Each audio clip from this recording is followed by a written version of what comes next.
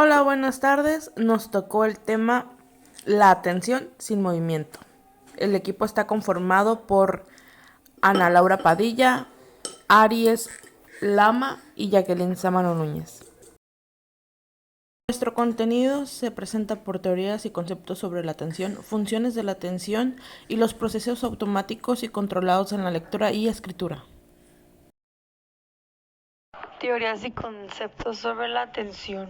Durante más de 50 años los psicólogos experimentales han perseguido este objetivo y el resultado ha sido cuanto menos escurridizo. No obstante, y gracias al desarrollo de la psicología cognitiva y los avances en el campo de la neurociencia, actualmente podemos defender que la atención es un complejo sistema neuronal que se encarga del control de la actividad mental de un organismo.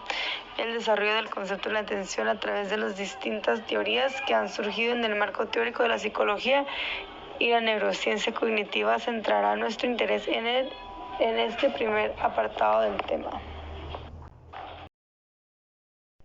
El modelo de filtro atencional rígido, selección temprana. El modelo de Barrett 1958 se puede considerar el primer modelo de filtración atencional. Y no solo eso, también es un sentido estricto la primera teoría de la atención selectiva. El modelo postula que toda la estimulación que se presenta en una escena se analiza en paralelo en función de sus características físicas y se almacena durante un periodo de tiempo corto en un almacén sensorial, que es un almacén a corto plazo. Lo más característico y relevante de este modelo es la forma y el lugar de actuación del filtro atencional. Modelos de selección atenuada. Moore en 1959 observó que cuando el nombre propio del sujeto experimental aparecía en el mensaje ignorado, este era capaz de percibirlo de manera espontánea. Trisman en 1960 encontró que la facilidad de seleccionar el mensaje relevante dependía de su similitud semántica con el mensaje ignorado. Concretamente, cuando el mensaje del canal atenido cambiaba al canal no atenido, los individuos cambiaban automáticamente a este canal por un tiempo sin apenas percatarse de que hubiera ocurrido algo extraño. Estos resultados indicaban que el mensaje presentado por el canal no atenido podían recibir en ciertas ocasiones un procesamiento semántico y dio lugar a la aparición de nuevos modelos de filtro, en los que se postulaba que la atención actuaba atenuado, pero no impidiendo el procesamiento de la información ignorada. Modelos de selección tardía. Una de las primeras teorías de la selección tardía o post-perceptuales, como se les llama a estos modelos, fue la de Duchet y Duchet 1963.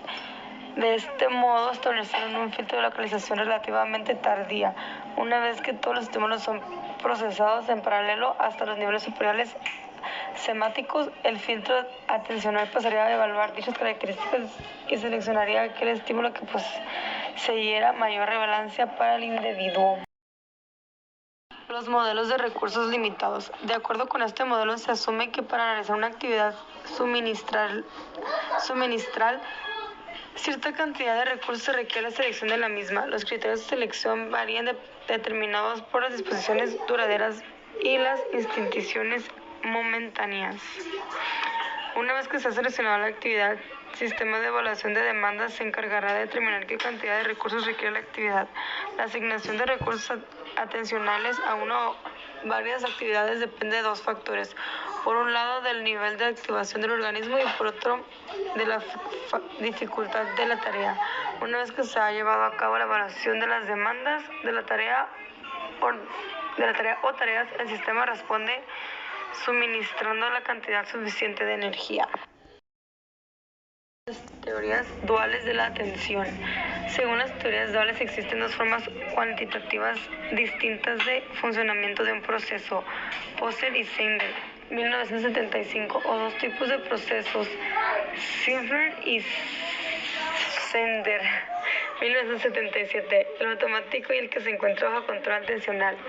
Una de las teorías más influyentes fue la formulada por Foster y Sender, 1975. Para esas fracturas, un proceso mental funcionará de manera automática si en un momento dado se lleva a cabo sin intencionalidad, sin conciencia y sin inferir con otros procesos mentales ocurrentes. También proporcionan una serie de criterios diferenciadores entre ambos tipos de procesos. Utilizando un paradigma de búsqueda visual, encontraron que cuando los estímulos mantenían su papel como objetivos o descriptores en una de las series de ensayos práctica consciente, el tiempo de recreación era independiente del número de distracciones presente. La atención como un sistema de control. Según Tudela, 1992, la problemática atencional se puede definir como el conjunto de problemas en relación con el estudio y explicación del comportamiento. La experiencia subjetiva o el funcionamiento cerebral se han estudiado en torno al concepto de atención. Las investigaciones en este campo han revelado la existencia de un complejo sistema neuronal cuya actividad se manifiesta fundamentalmente cuando la tarea que realiza el individuo requiere de alguna manera su atención, el cual parece estar integrado por varias redes de áreas cerebrales inconectadas. Posner, 1995, Posner y Preston, 1990. La teoría atencional de Posner. Para Posner y colaboradores, el sistema de control atencional posee una arquitectura de naturaleza modular que está compuesto de 3 sistemas o redes atencionales: la red atencional posterior, la red atencional anterior y la red de alerta o de vigilancia. En términos generales, la red atencional posterior se encargaría de la orientación de la atención al espacio extrapersonal del sujeto con el fin de captar la información relevante, controlar el procesamiento perceptivo y seleccionar dicha información. Funciones de la atención.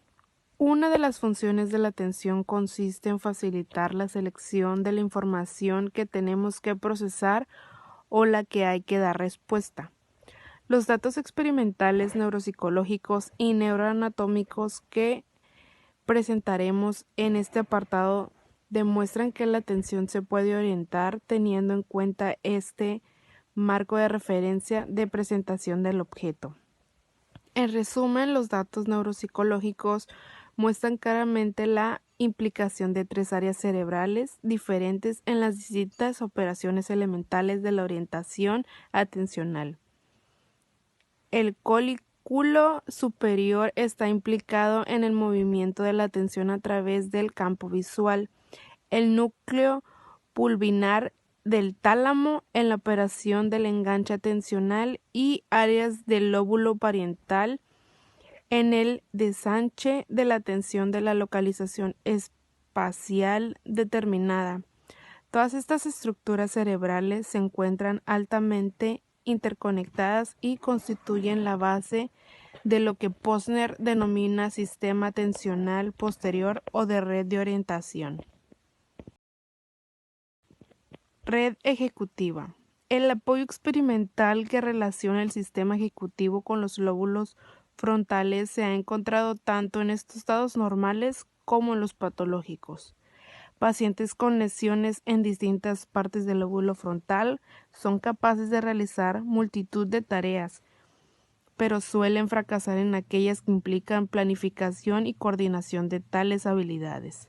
También los pacientes que sufren desórdenes mentales como demencias, esquizofrenia y desórdenes atencionales suelen mostrar deterioros en su control voluntario sobre el comportamiento. La resolución de conflictos. En este paradigma se le pide a los sujetos de nombre que nombren el color de la tinta en el que está impresa la palabra. El significado de la palabra puede detonar el nombre de un color diferente al color de la tinta, condición incongruente, o ser el mismo color, condición congruente. Los resultados encontrados cuando se comparan estas dos condiciones con una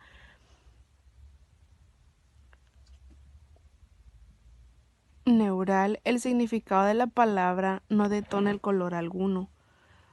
Son que En la coordinación incongruente se produce un incremento en el tiempo de respuesta y en el porcentaje de errores al nombrar el color de la tinta de la palabra. Efecto de interferencia Stroop. Mientras que en la condición congruente se produce el resultado inverso, una disminución en el tiempo de respuesta y el porcentaje de errores. Detección y corrección de errores. La detección de errores cuando estamos ejecutando una tarea es algo muy común. En general, las personas poseemos la capacidad de evaluar de manera interna nuestra propia conducta y detectar nuestros errores incluso en ausencia de retroalimentación externa. La detección de un error nos da información tanto de calidad de nuestras habilidades cognitivas como la de dificultad de tarea, contribuyendo de esta forma la actualización de nuestros conocimientos metacognitivos. Control emocional. En muchas situaciones, la detección de un error no solo nos proporciona información acerca de la adecuación de nuestras operaciones cognitivas para conseguir resolver con éxito una tarea, sino también implica una reacción emocional. Incluso existen datos experimentales que demuestran que el valor emocional que le damos a una retroalimentación conduce a un cambio automático en el criterio de respuesta, incluso en la ausencia de información cognitiva. Organización de los procesos ante el cambio de tarea. En este paradigma, los sujetos realizan dos o más tareas ordenadas de forma secuencial. Los estudios conductuales que han empleado este paradigma han encontrado que el tiempo de respuesta es mayor cuando se cambia de tarea que cuando se repite la tarea entre dos ensayos consecutivos. Los estudios neuroanatómicos apoyan la existencia de estos dos componentes en el cambio de tarea. Se ha encontrado que la preparación endógena parece depender de la parte inferior del córtex prefrontal lateral, mientras que el ajuste exógeno parece implicar la parte superior del córtex prefrontal. Manipulación del contenido de la memoria a corto plazo. La tarea de los sujetos consiste en recordar los 3 últimos números de cada lista, sin saber de antemano qué longitud tiene la misma.